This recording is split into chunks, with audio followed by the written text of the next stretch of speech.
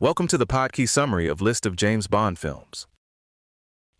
James Bond has always looked sleek on the surface, but the series runs on a surprisingly durable set of ideas underneath it. There's the sheer scale of the franchise, the way villains go after systems, instead of just people, and the way Bond himself keeps getting rebuilt for a new era. And by the time you get to No Time to Die, that long-running formula lands somewhere the series rarely used to go.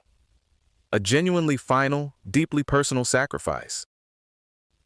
First, just to get a sense of the size of this machine, Bond has generated about $12.676 billion in box office when adjusted to 2005 dollars, which works out to roughly $19.2 billion in 2022 dollars.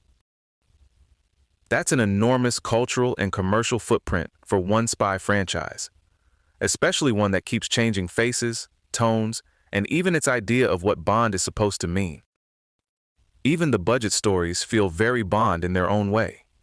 SPECTRE has one of those forever disputed price tags, with estimates around 245 to 250 million, and some claims pushing it up to 300 or even 350 million. That top-end number may be folding in about 100 million in marketing, which is a nice reminder that blockbuster math can get slippery fast. And then there are the symbols that survive every reboot.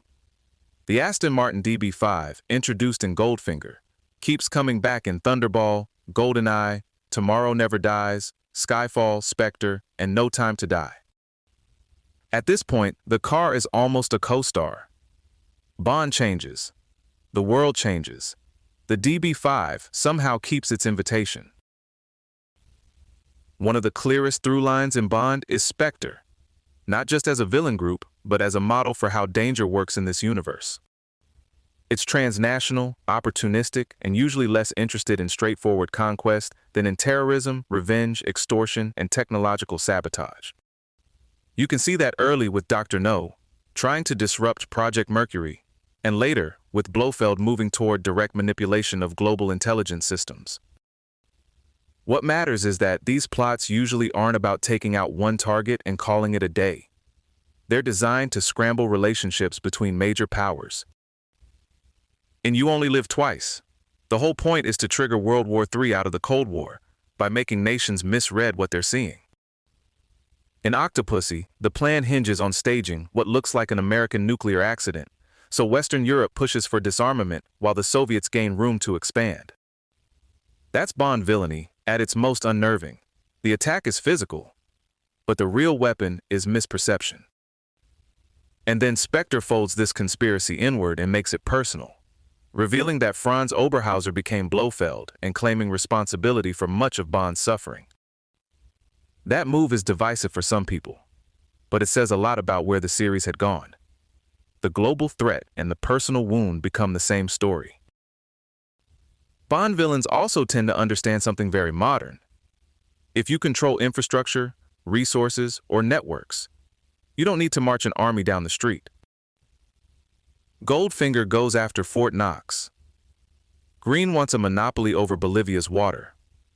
Drax aims even bigger, planning to wipe out humanity with nerve gas and start over with a redesigned population.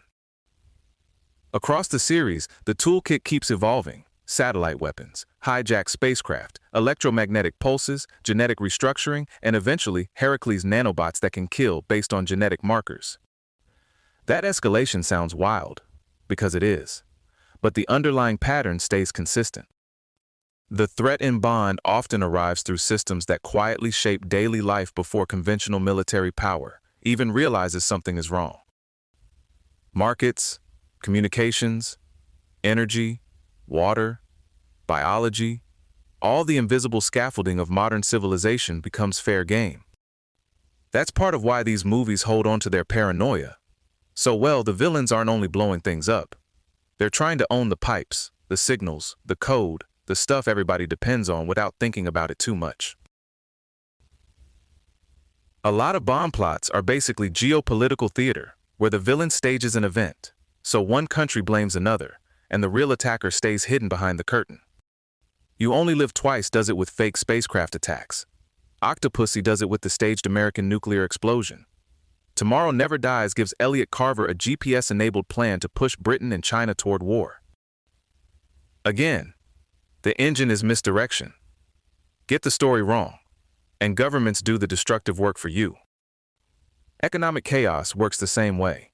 Le Chiffre engineers terrorist attacks to hit stock prices, and GoldenEye is aimed at wiping Britain's financial records after a massive theft. So, international security and bond isn't only vulnerable to missiles and guns, it's vulnerable to false narratives, market shocks, and control over information. That feels especially current, even when the movies are wearing tuxedos and driving cars with ejector seats. What's impressive is that the series keeps returning to these themes while continuously reinventing Bond himself. Sean Connery leaves and comes back for Diamonds Are Forever.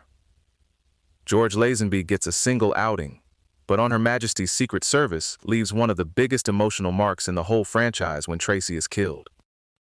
Timothy Dalton's version grows more disillusioned and harder-edged, and then Casino Royale resets everything by making Bond a newly promoted 00 agent. That reboot matters because it strips away the fully formed legend and lets us watch the damage accumulate in real time. Vesper Lynd's betrayal and death, M's death in Skyfall, and Bond's relationship with Madeline Swan all push the Craig-era films toward consequences that linger instead of disappearing with the end credits.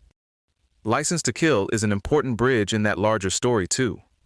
Bond refuses M's order, loses his license to kill, and goes after Franz Sanchez as a rogue operative with only unofficial help from Q. That idea, Bond outside the institution, becomes one of the franchise's most useful ways to refresh itself whenever the old formula starts to feel too tidy. All of that builds toward No Time to Die, which takes the usual Bond ending and turns it inside out. Normally, Bond destroys the base, defeats the villain, and somehow gets out here. The mission becomes inseparable from his private life. After he's infected with Heracles nanobots programmed to kill Madeline and Mathilde, staying alive would mean remaining a lethal threat to the people he loves most. The film confirms that Mathilde is his daughter, which gives his final choice a very different emotional weight from anything the series usually asks of him. His death isn't just tactical necessity. It's also a rejection of the old emotionally detached version of 007, the man who could always move on because the story required him to. This time, saving the world also means removing himself from it permanently. For a franchise built on repetition and return, that's a startling endpoint. Bond doesn't simply survive another apocalypse. He accepts that the only safe exit for everyone else is that he doesn't get one. That's part of what makes Bond endure. The series can sell you the car, the suit, the theme music, all the polished stuff, but underneath it keeps wrestling with power, control, and what a hero costs over time. And every so often, between the gadgets and the grand conspiracies, it remembers to make that cost feel personal. This episode was generated by Podkey. Create your own at podkey.fm.